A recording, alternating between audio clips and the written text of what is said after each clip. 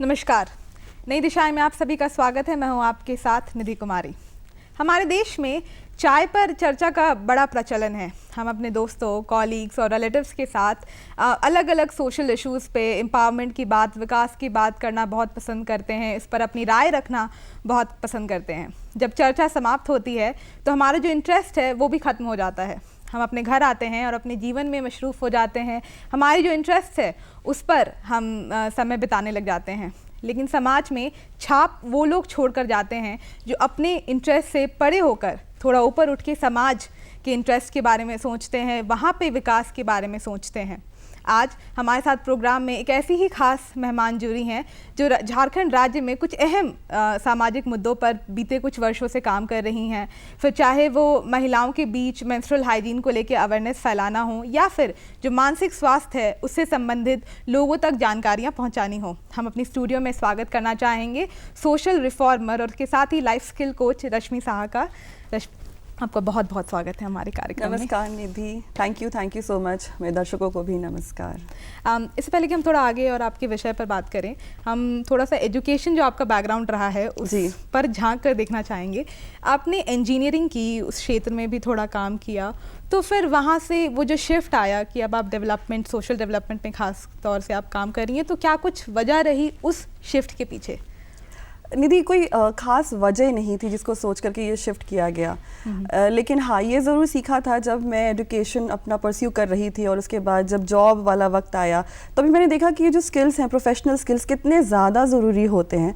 And thankfully जो मेरा education था, स्कूलिंग, जो एनवायरनमेंट जहाँ पर मैं पली बढ़ी, वहाँ जो छोटी छोटी चीज़ें सीखी प्रोफेशनल लाइफ में जो ज़रूरत होती है, आपका उठना, बैठना, बोलना, कॉन्फिडेंस कितना ज़्यादा ज़रूरी होता है एक सिंपल सा जॉब पाने के लिए। और मुझे लगा कि नहीं, वहीं पे आपका जो डिफरेंस होता है ना, आप किस तरीके से लोगों से अलग हो जाते हो, ये चीज़ मैंने नोटिस किया। तो ये छोटा सा एक सीड था, लेकिन जैसे जैसे प्रोफेशनल लाइफ में बढ़ती चली गई, अलग अलग एक्सपीरियंस हुए, अलग अलग कंपनीज़, कॉर्पोरेट्स के साथ मेरा ताल्लुक हुआ, उनके साथ काम किए, ये बिलीफ सिस्टम और बढ़ता चला गया। क्योंकि हर जगह वो जो स्किल्स थे वो डेवलप होते गए और अगली जगह जब उसको अप्लाई किया तो उसका फ़ायदा हुआ। जब मैं लाइफ स्किल्स में आई तो वो मैं कहती हूँ कि एक बहुत ही मैजिकल मोमेंट था, शायद इस चीज़ के लिए, इस रास्ते के लिए बनी थी।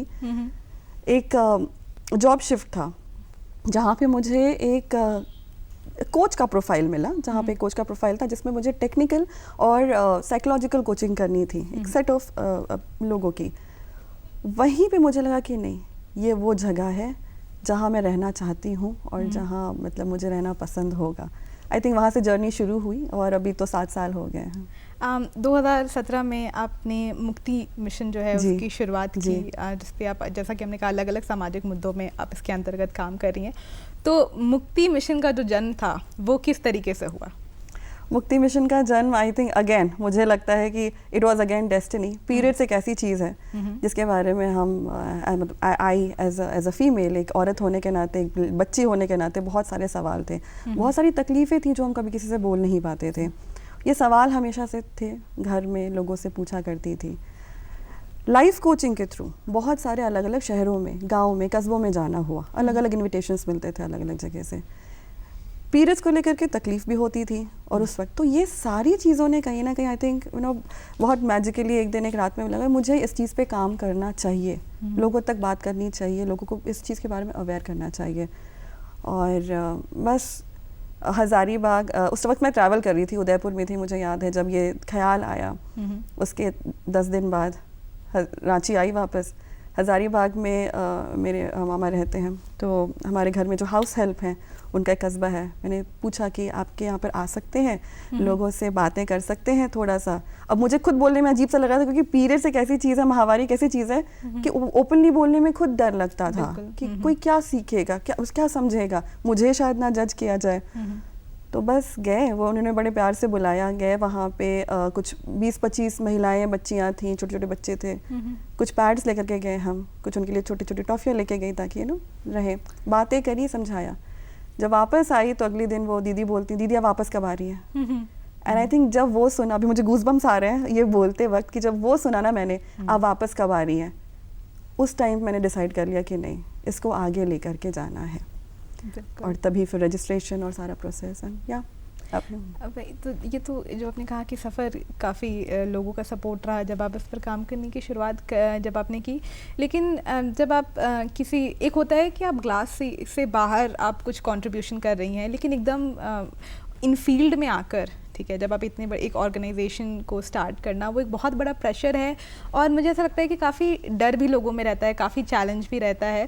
तो आपकी उस वक्त मनोस्थिति कैसी थी, और वो जो फियर था उससे निकल कर किस तरीके से इसकी शुरुआत हुई? फियर तो था ऑनेस्टली, क्योंकि देखिए जब एक सिंगल औरत मतलब अगर बाहर जाके कोई भी काम करती है, चाहे वो बिजनेस हो, चाहे वो एस्ट्रोनॉमी हो, चाहे वो आर्मी हो, वो कहीं ना कहीं डर रहता है, क्योंकि that's the environment that we have grown up in. मैं महावारी के बारे में बात कर रही थी, जिसको हमेशा अंडर द कारपेट्स रखा गया है, तो डर तो था, लेकिन मुझे लगता है मेरे परिवार का और कुछ चुनिंदा दोस्तों का जो सपोर्ट उस वक्त मुझे मिला वो बहुत ज़रूरी था। उन्होंने बोला कि तुम करो ना, क्या फ़र्क पड़ता है। दे वर सपोर्टिव। और उसके बाद आई थिंक मैं मीडिया का हमेशा से शुक्रगुजार हूँ, क्योंकि एक ऐसी चीज़ है ना कि अगर वो लोगों तक नहीं पहुँचेगी तो मैं लोगों तक नहीं पहुँच पाऊँगी। अवेयरनेस यही होता है।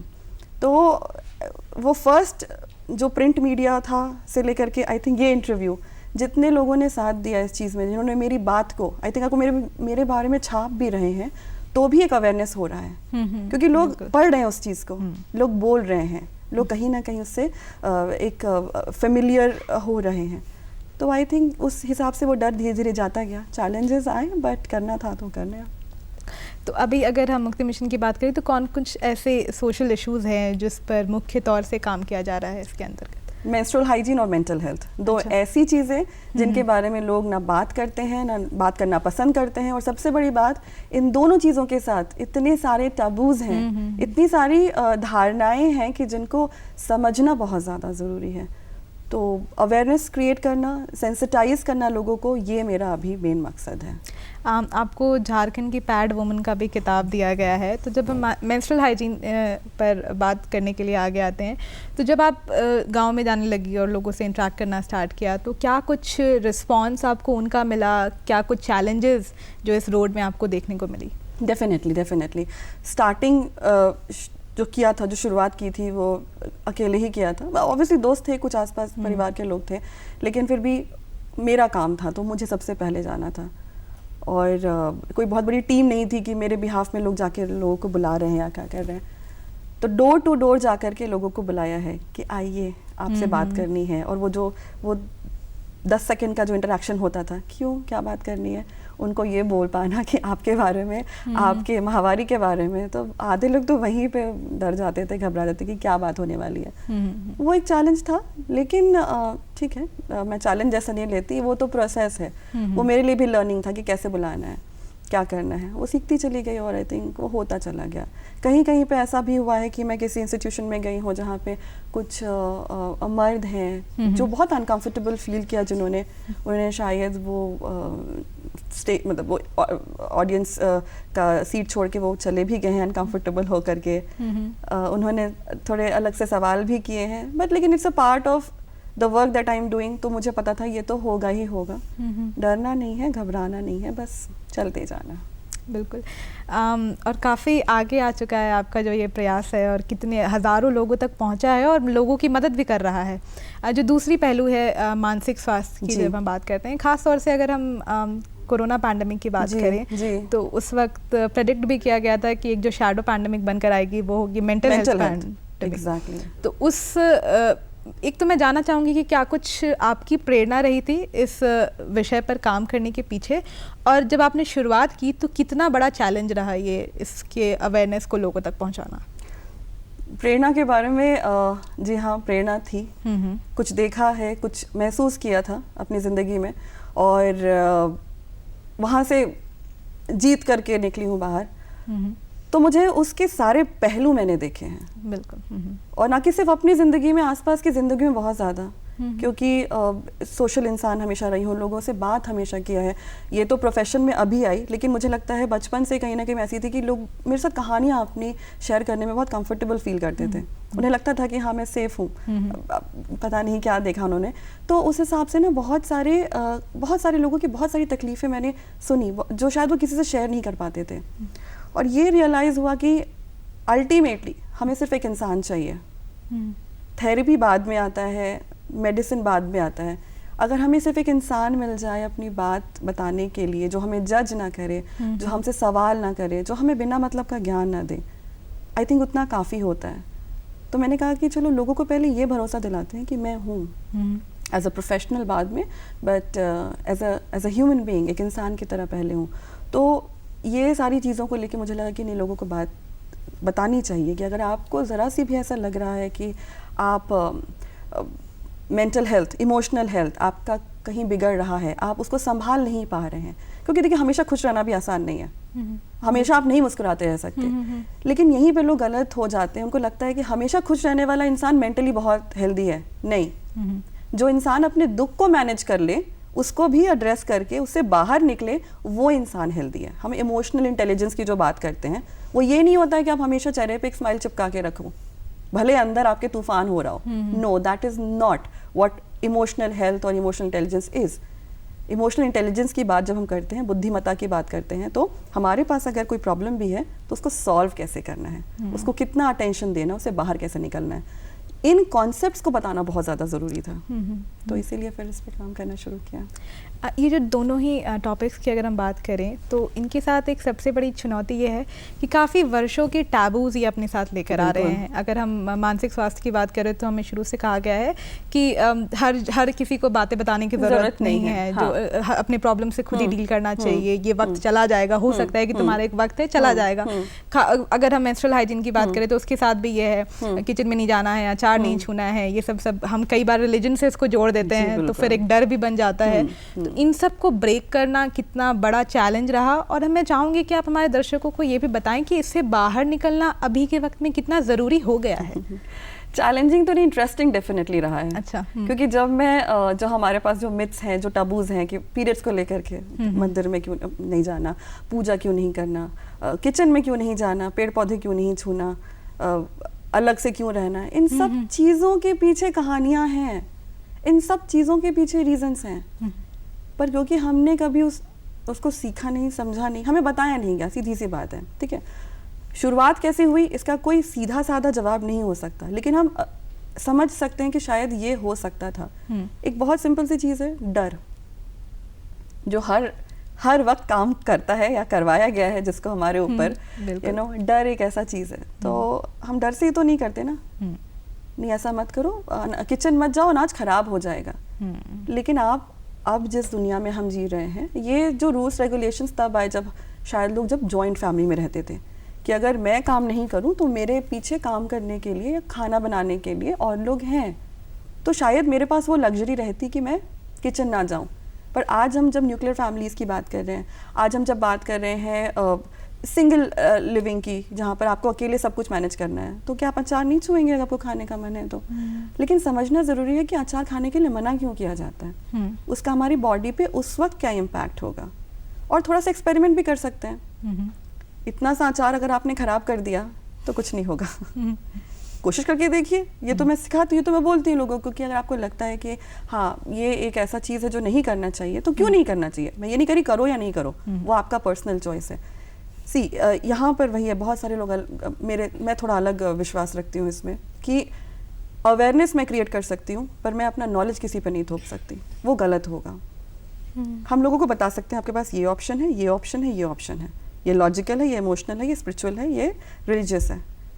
At the end of the day आपको जो सही लगता है वो कीजिए, लेकिन आपको ये लॉजिकल चीज़ बताई नहीं गई है तो आप उन्हीं 3 चीज़ों में चूज़ कर लेते हो, है ना, स्पिरिचुअल, रिलीजियस या कुछ ऐसा, या जो एक ट्रेडिशनल चला आ रहा है। तो मैं बस एक और ऑप्शन उनको दे देती हूँ, फिर आपकी मर्जी, आपकी ज़िंदगी, आपको जो सही लगता है कीजिए, लेकिन जानिए ज़रूर।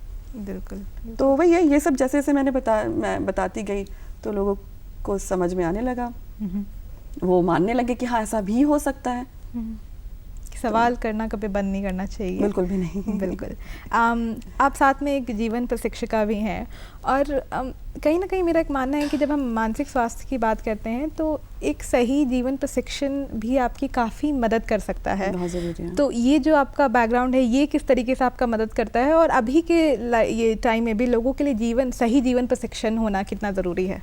वो तो हमेशा से ज़रूरी था निधि, हम उस चीज़ को अलग तरीके से देखते थे, बस उसका पर्सपेक्टिव बदलना ज़रूरी है। देखिए, आप अपने सिर्फ पर्सनल ज़िंदगी की बात करें छोटी छोटी चीज़ें हैं जो हमेशा, जैसे कि एक बहुत सिंपल सा एग्जांपल देती हूँ, ये जो हम विमेन एम्पावरमेंट की बात करते हैं, जेंडर इक्वालिटी की बात करते हैं, तो वहाँ पर एक बहुत बेसिक सा एक एग्जांपल हमेशा आता है, खाना बनाना। ये लड़के का काम है कि लड़की का काम है? मुझे लगता है हर एक इंसान को आना चाहिए खाना बनाना, बिकॉज हमेशा आपके लिए कोई अवेलेबल नहीं रहेगा। तो हमने क्या किया, पर्सपेक्टिव ही इतना गलत कर दिया कि एक बेसिक लाइफ स्किल को हमने उसको भी जेंडर के साथ जोड़ दिया। कि ड्राइविंग है तो नहीं सिर्फ लड़के ही करेंगे, क्यों? अगर मुझे काम है, अगर मुझे गाड़ी चलानी है, तो क्यों हमेशा वो लड़का गाड़ी चलाएगा? मेरे को भी आना चाहिए सर लाइफ स्किल। मुझे अपने बल्ब चेंज करने के लिए हमेशा एक आदमी या किसी पर डिपेंडेंट नहीं होना चाहिए। इमरजेंसी भी तो हो सकती है ना? मुझे अगर कपड़े धोने तो उसके लिए मुझे शादी करने की ज़रूरत नहीं है। तो हमने पर्सपेक्टिव अपना थोड़ा सा ऐसे बना के रखा है जहाँ किसी और को तो नहीं पता, लेकिन हमें पर्सनली ज़रूर प्रॉब्लम होगा। तो किसी और के लिए नहीं, समाज भी छोड़ दीजिए एक पल के लिए, बट अपने लिए लाइफ स्किल्स को सीखना बहुत ज़्यादा ज़रूरी है। अब ये लाइफ स्किल्स हो गए जो हम काम की बात करते हैं, प्रोफेशनल स्किल्स की बात करते हैं, that's also part of your life skills. सही तरीके से बोलना, बात करना, एक सही नज़रिया रखना, उठना बैठना, व्यवहार, ये तो ज़रूरी है। बिल्कुल। ये तो आपके ग्रोथ के लिए। देखिए, जब हम भी किसी की बात करते हैं, हम जब अपने लीडर्स की बात करते हैं, हम अपने सीनियर्स की बात करते हैं जिनको हम सच में इंस्पिरेशनल मानते हैं, हम उनके गुणों की वजह से उनको इंस्पिरेशन, किसी का इनको देखो, इनका बोलने का तरीका कितना सुंदर है ना? ये छोटी छोटी चीज़ें तो ये भी ज़रूरी होती है। इसी तरीके से आपका व्यवहार कैसा हो, व्यवहार के लिए पर्सपेक्टिव होना ज़रूरी है। तो वही है, ये लाइफ स्किल्स मुझे ऐसा लगता है ये अपनी इंडिविजुअल रिस्पॉन्सिबिलिटी होती है हमारी। बिल्कुल। तो कोशिश जारी है। हाँ, और सेल्फ अवेयरनेस पे भी आप काम एक तो होता है कि अवेयरनेस है, इशू से रिलेटेड अवेयरनेस है, लेकिन जितना सोशल मुद्दों से अवेयरनेस होना ज़रूरी है, उतना ही ज़रूरी है कि आप सेल्फ अवेयर भी रहें। क्यों ज़रूरी है, मैं चाहूँगी आप एक बार थोड़ा हमारे दर्शकों को समझाएं। बिल्कुल बिल्कुल। सेल्फ अवेयरनेस, आई थिंक मैं अपने सेशंस भी लेती हूँ तो मैं शुरुआत ही सेल्फ अवेयरनेस से करती हूँ। एक थॉट प्रोसेस रहा है, एक बहुत जेनेरिक थॉट प्रोसेस रहा है, सामान्य सोच है कि सामने क्या हो रहा है, आसपास क्या हो रहा है, उसके बारे में आपको सब पता होना चाहिए। आप अपने बारे में कितना जानते हैं? आप जानते हैं आपको किस चीज़ से डर लगता है? आपकी खूबी क्या है? क्या आप ये जानते हैं कि आपके बारे में अगर लोग तारीफ़ करेंगे तो कौन सी वो तारीफ़ होगी जो आपको बार बार सुनने को मिलेगी? कभी सोचा आपने? ये कब होगा? जब आप खुद को जानेंगे। और ये मेंटल हेल्थ से कैसे जोड़ती हूँ मैं, क्योंकि बहुत बार हमारे पास लोग रहते हैं जो नेगेटिव हो सकते हैं। कंपटीशन का ज़माना है, कल उसमें कुछ नहीं कर सकते, तो लोग कभी कभी खुद को ऊपर दिखाने के लिए आपको नीचा भी दिखाएंगे, आपके कॉन्फिडेंस को भी हैम्पर करने की कोशिश करेंगे। उस वक्त अगर आप खुद को जानते हैं तो शायद किसी में हिम्मत नहीं होगी आपका कॉन्फिडेंस डाउन करने के लिए। बिल्कुल। लेकिन अगर आप खुद को ही नहीं जानते हैं तो आपको लगेगा अच्छा हाँ शायद वो सही बोल रहे होंगे, ऐसा है क्या, मैंने तो कभी सोचा ही नहीं। तो क्यों नहीं सोचा? सोचिए, सोचिए, अपने साथ वक्त बिताइए। बहुत छोटे छोटे तरीके होते हैं, बहुत छोटे तरीके होते हैं ना। आजकल तो इंटरनेट पे इतने सारे क्वेश्चनर होते हैं, या जो हम दूसरों के बारे में सोचते हैं, कभी सोचिए कि अगर आप उस जगह पे होते तो आप कैसे उस पर एक्ट करते, क्या करते। तो वही निधि, सेल्फ अवेयरनेस मुझे लगता है कि एक ऐसा चीज़ है जिस पे हम सबको बहुत वर्क करना चाहिए। आप खुद को जितना अच्छे से जानेंगे, आपका growth, personal, professional, spiritual growth उतना ज़्यादा होगा। अभी जैसे हम जागरूकता की ही बात कर रहे हैं, तो हम कितने भी कुछ अभियान लेकर आ जाएं या प्रोग्राम्स लेकर आ जाएं, अगर उसे हम सही तरीके से लोगों तक पहुंचाएं नहीं, अगर अवेयरनेस अच्छे से पहुंचाया नहीं गया, तो कई बार वो जो प्रोग्राम्स होते हैं ना, उनका कुछ मतलब नहीं रह जाता, क्योंकि एक बार के लिए आप समाज के लिए उन्हें लेकर आ रहे हैं और वहीं तक अगर टच नहीं कर पा रहा उन लोगों को, तो फिर वो मेहनत कहीं ना कहीं आपकी रंग नहीं लाएगी। तो अवेयरनेस का क्या कुछ रोल रहा है जब हम सोशल इश्यूज़ की बात करते हैं, और आप भी क्या कुछ अवेयरनेस प्रोग्राम्स चला रही हैं मेंस्ट्रुअल हाइजीन को लेके या फिर मेंटल हेल्थ को लेके लोगों को अवेयर करने में? Yes definitely. अवेयरनेस, जैसे आपने कहा सही अवेयरनेस, यहाँ पे मैं अपना राय देना चाहूँगी कि मैं एज अ पर्सन सही और गलत पे विश्वास नहीं रखती। हो सकता है मेरी बातें भी शायद किसी को ना सही लगे और कि कोई मेरे बातों को मतलब ब्रह्म वाणी समझ के बैठ जाए, तो सही गलत हम डिसाइड नहीं कर सकते। हम अपने तरफ से अपना स्टडी रख सकते हैं, अपना नॉलेज रख सकते हैं, और एक रिस्पॉन्सिबिलिटी जो होती है हम जो भी काम कर रहे हैं, क्योंकि जब हम स्टेज पे खड़े होते हैं ना निधि, स्टेज एक बहुत पावरफुल जगह होती है। यहाँ पर हम जो बोलेंगे, हमारे सामने जो भी कोई होगा बड़े ध्यान से सुनेगा, लोगों की ज़िंदगियाँ बदल जाती हैं किसी को सुन सुन के, है ना। बिल्कुल। तो वो एक रिस्पॉन्सिबिलिटी मुझे लगता है, मैं कोशिश करती हूँ कि हर वक्त वो रिस्पॉन्सिबिलिटी के साथ चलती रहूँ, और मुझे लगता है कि वो एक ज़रूरी चीज़ होता है जब आप मास के साथ काम कर रहे होते हो। तो जैसा आपने बोला कि अवेयरनेस प्रोग्राम्स, तो वो मुक्ति के थ्रू ऑब्वियसली करते हैं अवेयरनेस पे, मेंस्ट्रुअल हाइजीन और मेंटल हेल्थ दोनों पे करते हैं, और उसी के साथ साथ लाइफ स्किल्स भी जोड़ते हैं, क्योंकि जैसे बहुत बार गांव में जाते हैं, छोटी बच्चियां रहती हैं, तो सिर्फ वहाँ तक सीमित नहीं रखती, उनको मैं कॉन्फिडेंस बिल्डिंग में सिखाती हूँ, छोटा छोटा उनको इंट्रोडक्शन कैसे देना है अपना, यू नो, छोटी छोटी चीज़ें जो लाइफ स्किल्स उनको सीखनी ज़रूरी है एज अ चाइल्ड, वो भी कोशिश करती हूँ सिखाने में। तो अलग अलग प्लेटफॉर्म्स हैं, जो अपना पर्सनल ऑफलाइन सेशंस हैं वो तो 2017 से जब से शुरू हुआ तब करते जा रहे हैं। अलग अलग जगह पे हुआ, झारखंड में सबसे ज़्यादा हुआ, छत्तीसगढ़ में हुआ, हैदराबाद, गुवाहाटी, दिल्ली, मतलब जहाँ जाती रही वहाँ वहाँ के लोगों से मिलके अवेयरनेस क्रिएट करने की कोशिश करी। दूसरा मीडियम है ऑफलाइन मीडियम। पैंडेमिक के टाइम पे आई थिंक मुझे लगा था कि मैं लोगों तक कैसे पहुंचूंगी, पर पैंडेमिक के टाइम पे झारखंड तो क्या देश और विदेश तक पहुंच गई, वहाँ तक सेशंस लिए, अवेयरनेस प्रोग्राम्स किए, कोलैबोरेशंस किए, 100-200 से ज़्यादा लोगों के साथ कोलैबोरेट किया, एज अ गेस्ट स्पीकर बनी, तो काफ़ी लोगों तक पहुँची।